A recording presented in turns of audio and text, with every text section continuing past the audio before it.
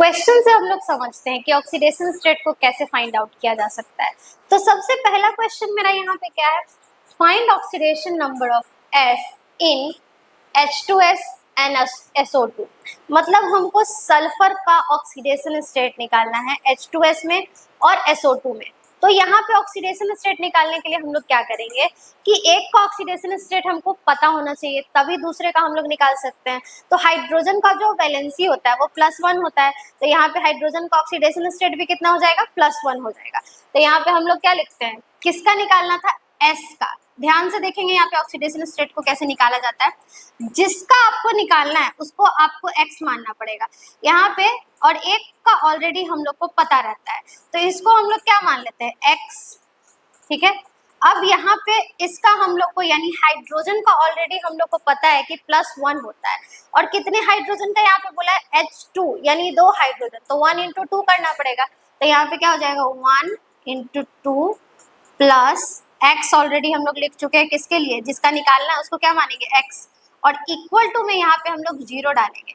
0 डालने का रीजन क्या है कि इस कंपाउंड पे कोई भी चार्ज नहीं है। जब किसी कंपाउंड पे कोई चार्ज नहीं रहता है तो इक्वल टू के उस साइड हम लोग क्या लिखते हैं, 0 लिखते हैं। एक ऐसा भी क्वेश्चन हम लोग करेंगे जहाँ की कंपाउंड पे चार्ज रहेगा। अभी बिना चार्ज वाला देख लेते हैं, ठीक है। तो यहाँ पे हमको क्या करना है, यहाँ पे हम लोग क्या लिख लिए, 0।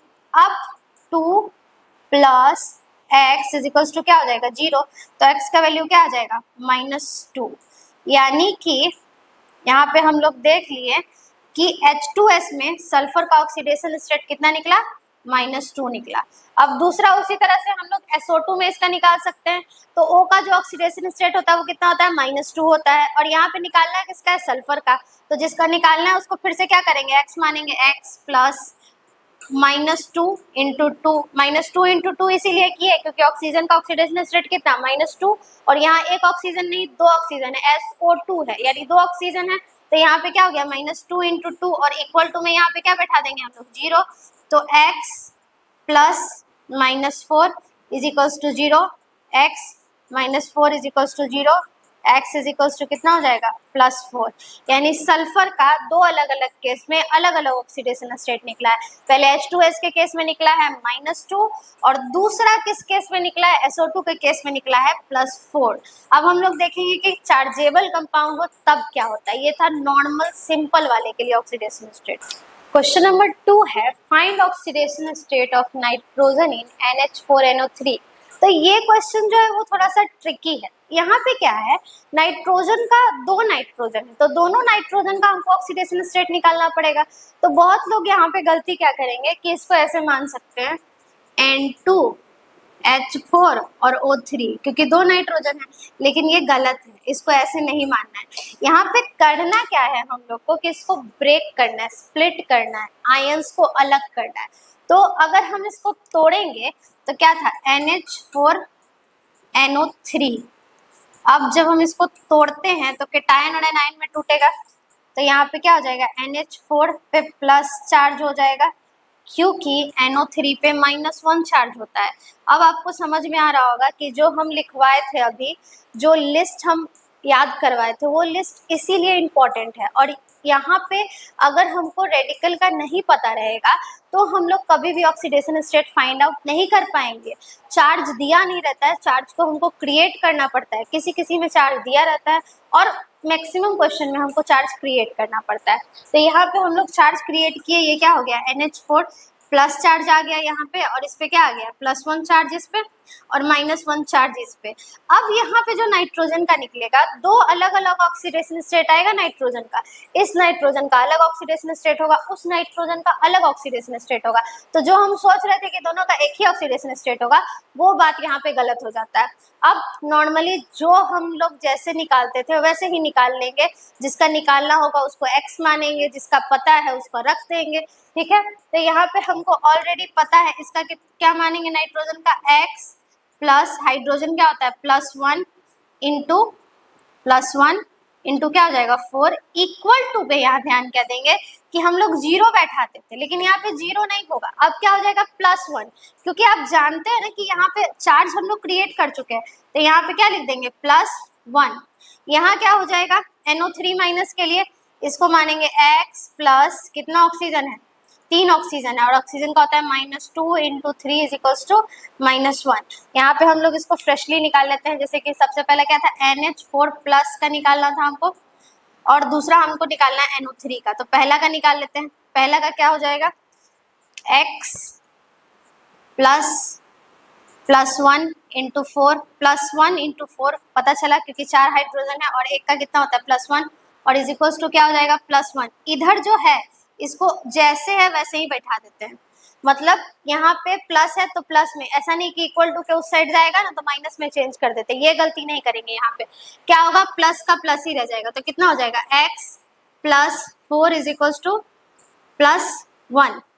अब x = क्या हो जाएगा, +1 - 4। यहाँ इंटरचेंज करना है, ध्यान देंगे कहाँ हमको इंटरचेंज करना है कहाँ नहीं करना है।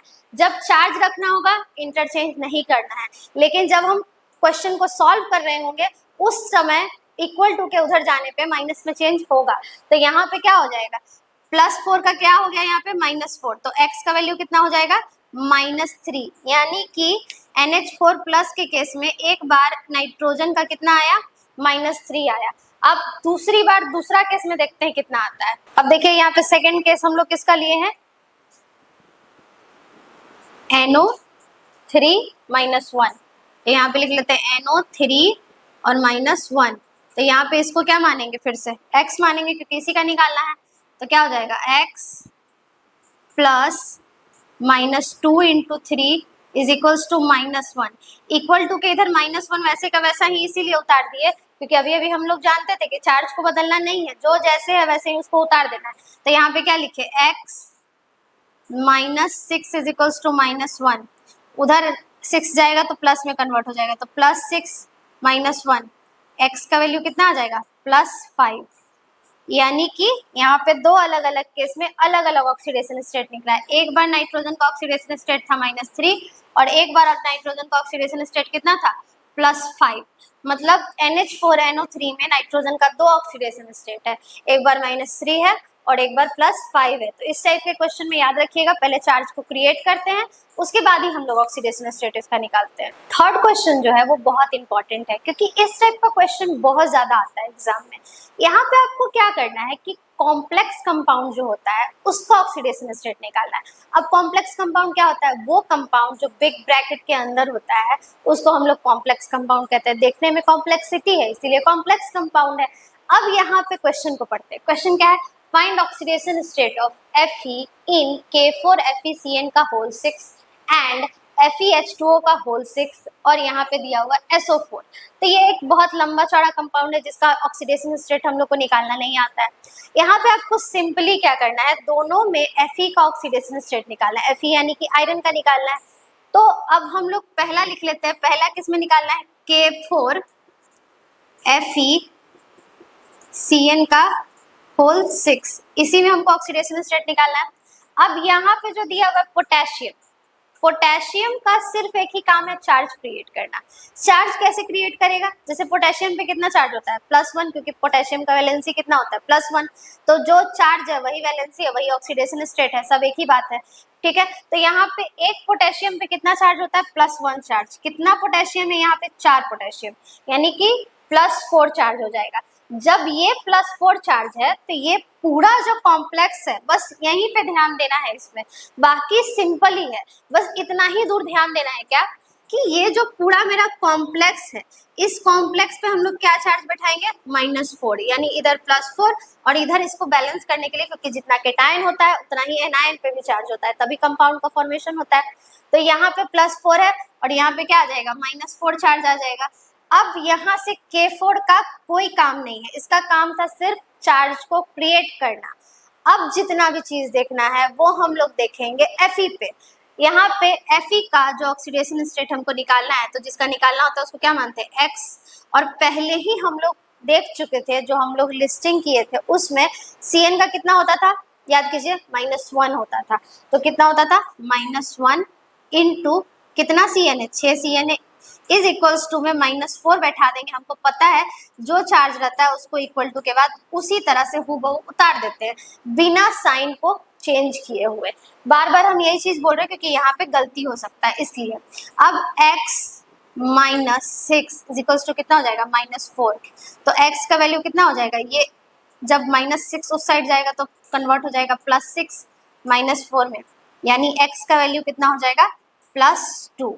Fe का ऑक्सीडेशन स्टेट K4FeCN का होल 6 में कितना हो जाएगा +2 हो जाएगा। इस तरह से एक कॉम्प्लेक्स का हम लोग निकालना देख लिए, जहां पे कॉम्प्लेक्स के ऊपर क्या था, निगेटिव चार्ज है। अब जो सेकंड केस हम लिए हैं, सेकंड जो है FeH2O का होल 6 SO4, ये इसीलिए लिए हैं क्योंकि इस बार कॉम्प्लेक्स पे पॉजिटिव चार्ज रहने वाला है। तो अब दूसरा का देख लेते हैं। दूसरा वाला क्या है मेरा, FeH2O का होल 6 ब्रैकेट को करना है क्लोज और यहाँ पे रख देना SO4, फिर यहाँ पे चार्ज को क्रिएट करना है। तो SO4 पे कितना चार्ज होता है, -2 चार्ज होता है, अगर याद हो तो कितना है -2, और यहाँ पे कितना हो जाएगा +2। अब Fe का निकाल लेते हैं, जैसे सिंपली निकालते हैं, x प्लस H2O का कितना था, 0 था, 0 × 6 इज इक्वल्स टू कितना, यहाँ पे चार्ज कितना है +2, तो यहाँ पे क्या बैठा देंगे +2, 0 × 6, 0 यहाँ इसीलिए लिए क्योंकि H2O का ऑक्सीडेशन स्टेट कितना होता है 0, और कितना ये H2O का बात किया है 6 का, तो यहाँ पे हम लोग लिख दिए 6। तो x प्लस कितना हो जाएगा 0, 0 × 6 0 +2, यानी x का वैल्यू इसमें भी कितना आ गया +2। दो अलग अलग केस हम लोग देखें, अगर उस तरफ काउंटर आयन हो तो क्या होगा, तो इस पे प्लस चार्ज आ जाएगा, अगर इस तरफ हो तो इस पे चार्ज ऐसे क्रिएट कर लेंगे। कॉम्प्लेक्स कंपाउंड में एक ही चीज हार्ड होता है, ओनली चार्ज को क्रिएट करना, जो आप आसानी से क्रिएट कर सकते हैं दिमाग लगा के, और उसके बाद आपको ऑक्सीडेशन स्टेट बस निकाल देना है। तो 3 तरह से हम लोग ऑक्सीडेशन स्टेट निकालना सीखे, एक सिंपल में, एक किसी कंपाउंड में, और तीसरा हम लोग सीखे किसी भी कॉम्प्लेक्स कंपाउंड में। नेक्स्ट वीडियो में हम लोग इसी से रिलेटेड क्वेश्चन करने वाले हैं।